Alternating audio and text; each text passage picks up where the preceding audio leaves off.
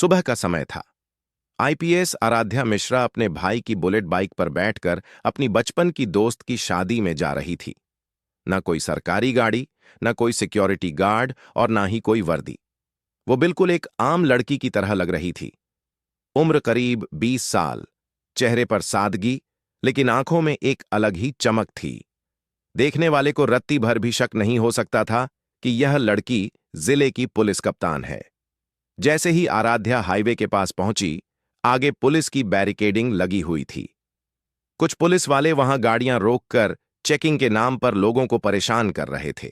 वहां सबसे आगे खड़ा था इंस्पेक्टर रणवीर चौहान। वर्दी की अकड़ और चेहरे पर घमंड साफ दिख रहा था। रणवीर चौहान का रिकॉर्ड बहुत खराब था। वह आए दिन लोगों से पैसे वसूलता था और फर्जी चालान काटता था।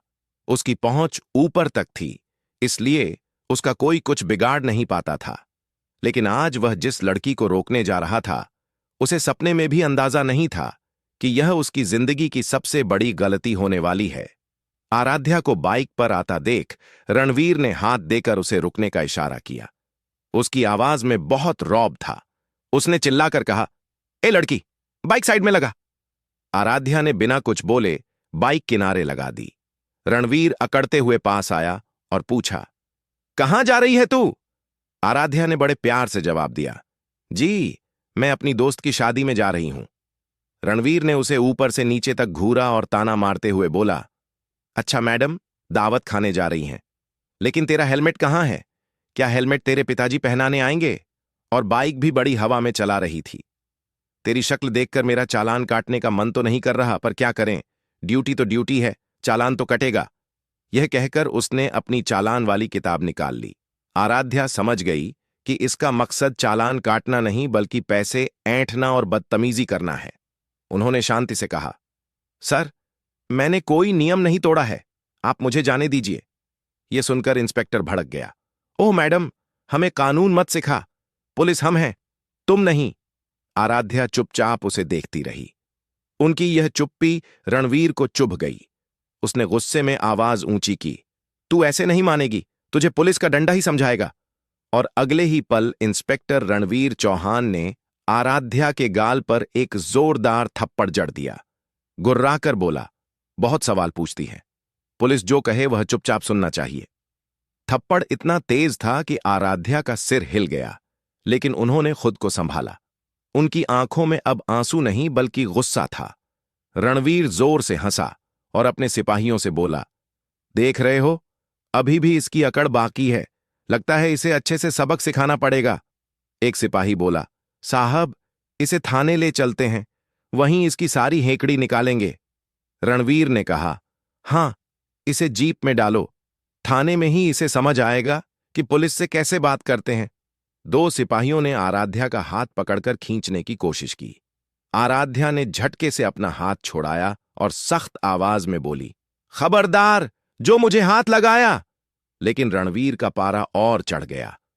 इसका घमंड तोड़ो, घसीट कर ले चलो इसे। एक सिपाही ने बेरहमी से आराध्या के बाल पकड़े और उन्हें घसीटने लगा। दूसरे सिपाही ने उनकी बुलेट बाइक पर लात मारी। आराध्या दर्द सह रही थीं, लेकिन अभी भी अपनी पहचान नहीं बताई। वह देखना चाहती थीं कि यह वर्दी वाले गुंडे किस हद तक गिर सकते हैं। उन्हें जबरदस्ती पुलिस जीप में बैठाकर थाने ले जाया गया। पूरे रास्ते सिपाही उन पर भद्दे कमेंट्स करते रहे। थाने पहुंचते ही इंस्पेक्टर रणवीर चौहान ने कुर्सी पर बैठते हुए चिल्लाया, अरे कोई चाय समोसे लाओ, आज एक स्पेशल केस आया है। उसने अपने जूनियर सिपाही से कहा, सुन, इस लड़की पर कोई भी फर्जी केस बना दे, चोरी, लूट या ड्रग्स, बस जेल में डालना है। आराध्या एक कोने में खड़ी सब सुन रही थीं। इंस्पेक्टर ने पूछा, ए लड़की, नाम बता अपना। कुछ देर बाद आराध्या ने कहा, आराध्या मिश्रा। रणवीर हंसा, बड़ी चालाक है, ज्यादा होशियारी मत दिखा। उन्हें जबरदस्ती लॉकअप में डाल दिया गया। अंदर एक गरीब सब्जी बेचने वाली महिला बैठी रो रही थी। आराध्या ने पूछा, मां जी, आपको क्यों बंद किया है?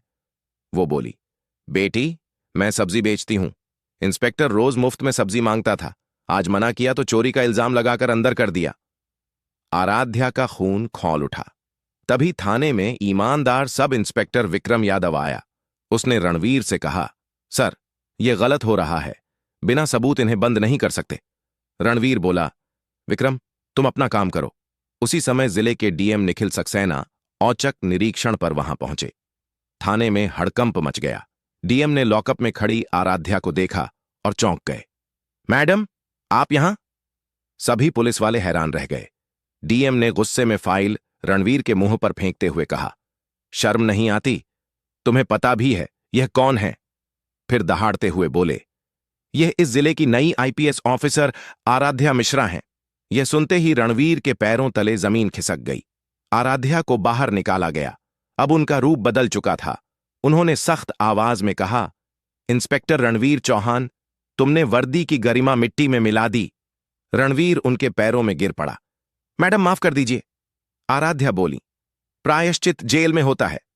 उन्होंने डीएम से कहा, सर, पूरे थाने की जांच चाहिए।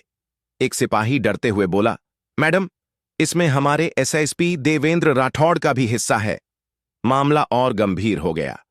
रणवीर चौहान को तुरंत सस्पेंड कर गिरफ्तार कर लिया गया।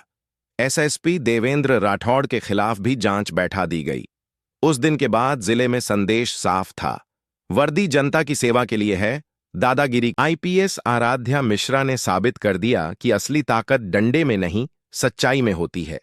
दोस्तों, अगर इरादे नेक हों तो एक इंसान भी पूरे सिस्टम को हिला सकता है। वर्दी डर दिखाने के लिए नहीं, भरोसा दिलाने के लिए होती है। आराध्या मिश्रा ने साबित कर दिया कि एक सच्चा अफसर सिर्फ कानून लागू नहीं करता, वो उम्मीद जगाता है। दोस्तों, अगर आपको इस शेरनी अफसर की कहानी ने प्रेरित किया हो तो वीडियो को लाइक जरूर करें और कमेंट में लिखें, जय हिंद, क्योंकि देश बदलता है जब सिस्टम में ऐसे लोग खड़े होते हैं।